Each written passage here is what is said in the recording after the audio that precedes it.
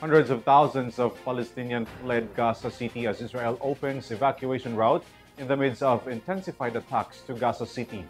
Son Santiago has more. Israel has opened another evacuation route to Palestinians as part of its push to capture Gaza City and defeat Hamas. Civilians now have 48 hours to leave north through Salah al-Din Street, the main north-to-south road in Gaza, according to Israel Defense Forces.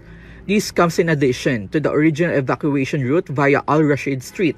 Israel figures reported by Reuters show that about 400,000 people have already fled Gaza City. Of this, 190,000 moved south, while the rest sought refuge in central and western areas. However, around 100,000 civilians are still expected to remain due to security concerns.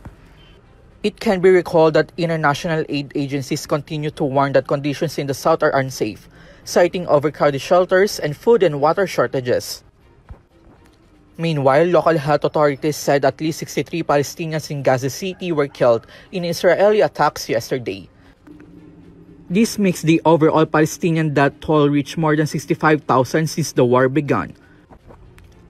On the other hand, continuous destruction to residential buildings, schools, and hospitals are still being experienced.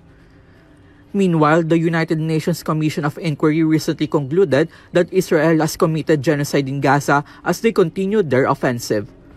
This is Son Santiago for Euro TV News.